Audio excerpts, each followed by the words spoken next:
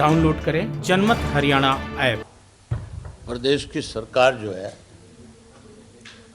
रोज नए दावे करती है। मुख्यमंत्री कहता है कि हमारी स्टेट जो है बहुत प्रगतिशील स्टेट है। कभी नशा मुक्त प्रदेश बनाने की बात करते हैं, कभी प्रदेश के युवाओं के रोजगार की बात करते हैं और नई नई पॉलिसी बना करके बड़े बड़े समझबाग दिखाए जाते हैं कि हम प्रदेश को पता नहीं किन शिखर ऊंचाइयों पे लेकर के जाने का काम करेंगे।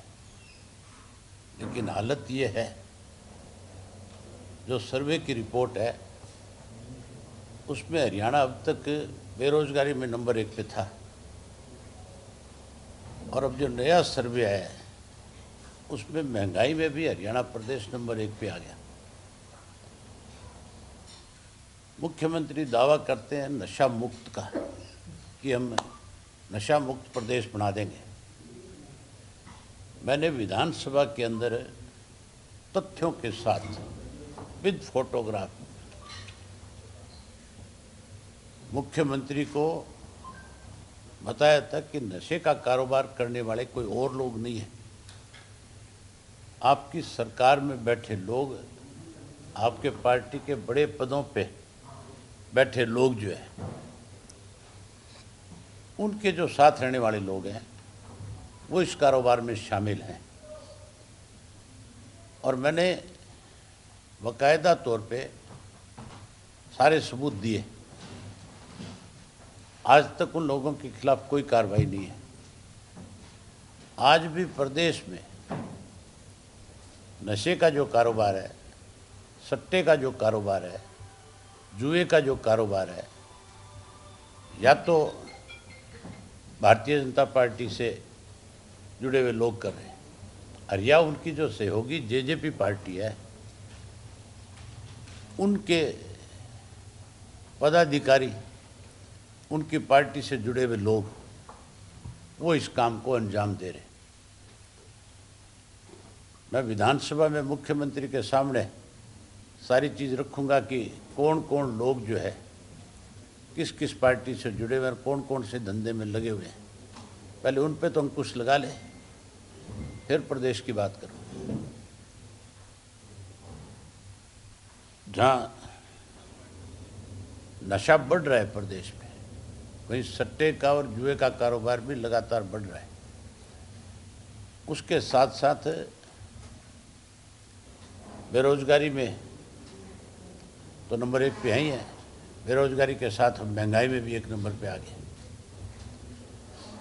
आज विशेष रूप से आपको इसलिए आमंत्रित किया था कि रूस का जो इशू है, यूक्रेन और रूस का जो युद्ध वहाँ पे छिड़ा हुआ है, उसमें हमारे भारत के 20,000 बच्चे जो हैं, जो मेडिकल की परीक्षा के लिए, जो डॉक्टर बनने के लिए जिन्होंने वहाँ पे एडमिशन ले रखे हैं, इस बात को लेकर के बहुत दिन से आशंका जताई जा रही थी कि रूस जो है यूक्रेन पे अटैक करेगा।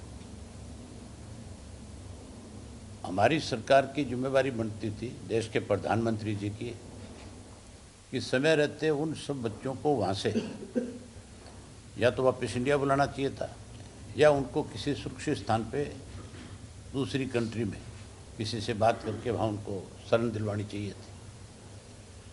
उसमें हरियाणा प्रदेश के 6200 बच्चे हैं, जिसमें 700 अकेले करनाल के हैं, बाकी अलग अलग जिलों के हैं।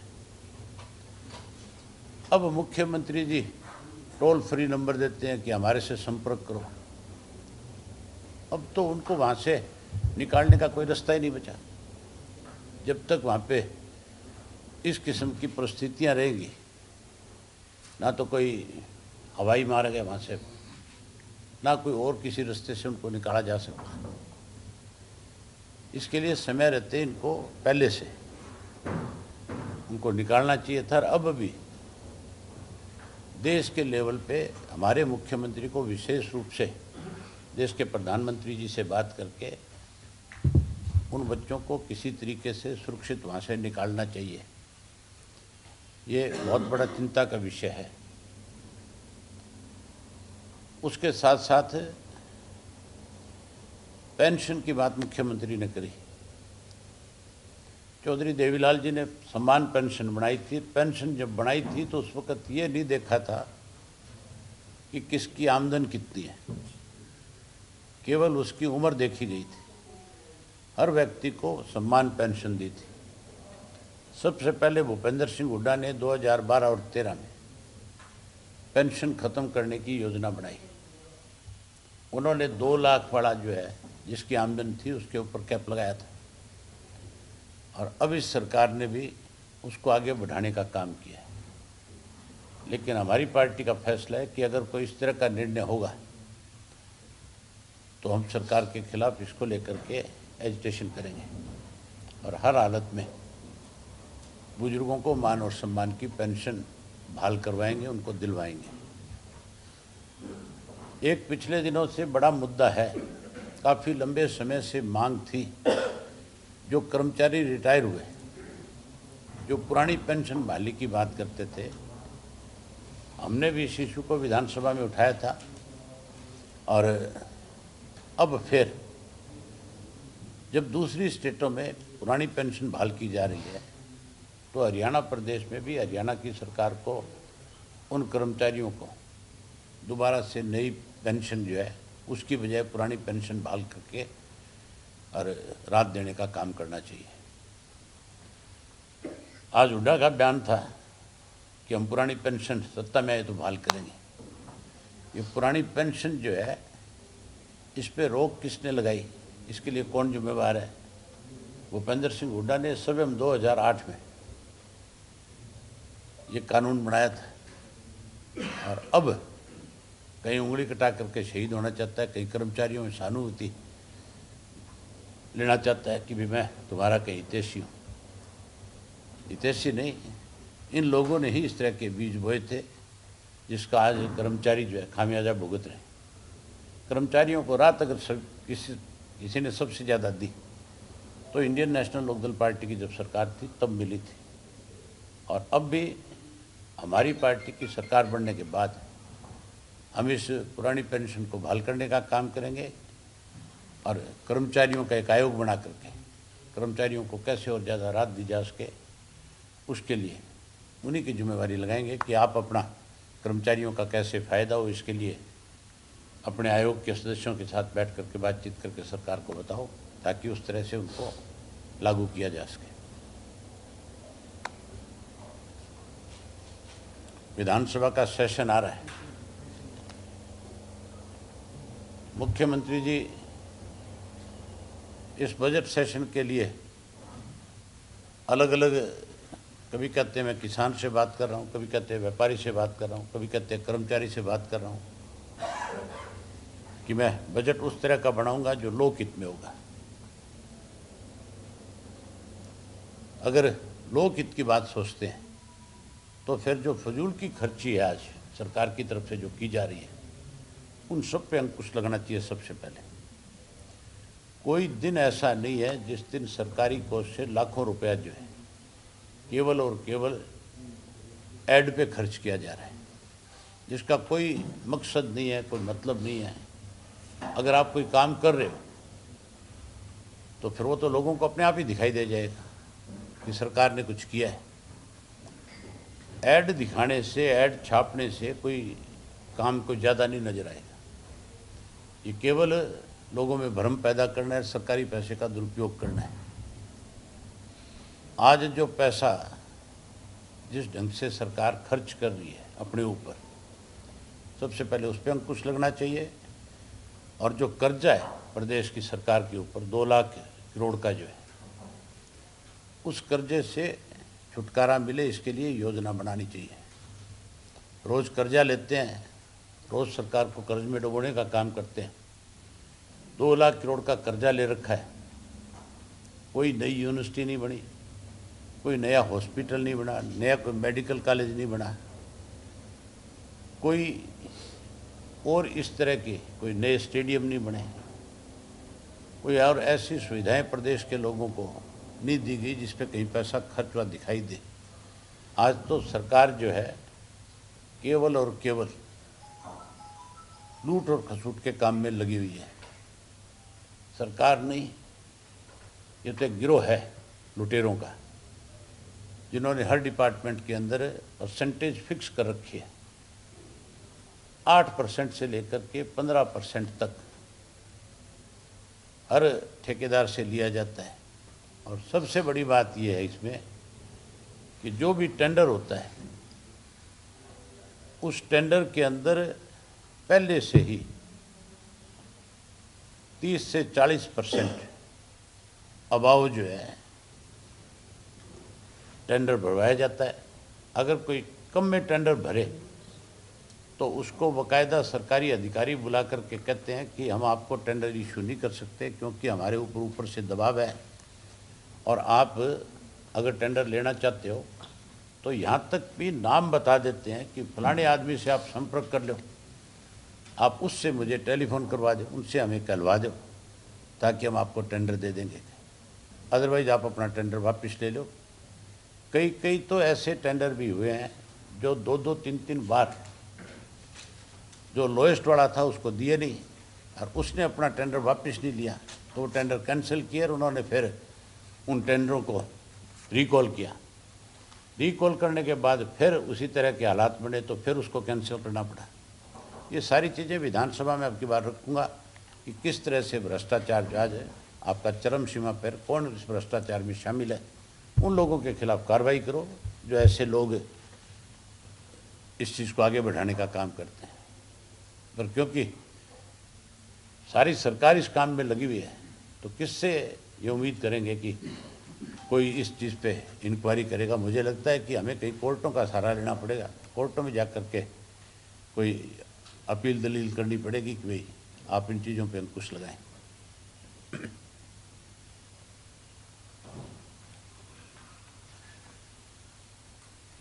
कोई और आपकी तरफ से सवाल है तो? नशे के बारे में कहा है, कल ही मुख्यमंत्री ने प्रेस कॉन्फ्रेंस करके खुद माना कि हरियाणा के 10 जिले नशे की चपेट में है।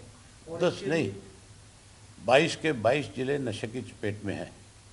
आपका गुड़गांव जो है वो हब है।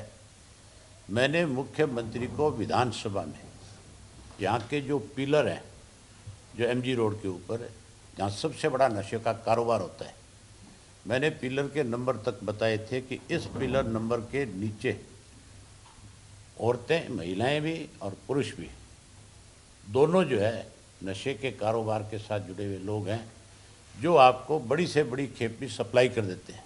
आज तक कोई कार्रवाई नहीं करी मुख्यमंत्री। अब मुख्यमंत्री उन बातों का आज 3 साल से ऊपर हो गए। आज मुख्यमंत्री कहता है कि हम नशे पे रोक लगाएंगे। नशे पे रोक तो तब लगेगी ना जब नशा बेचने वालों को आप पकड़ोगे। नशा बेचने और बिकवाने वाले इनके अपने सरकार के लोग हैं। अरे जी, सरकार ने नशा रोकने की बात करती है लेकिन अभी शराब पीने की जो उम्र है वो पहले 25 साल से वो 21 साल कर दी है।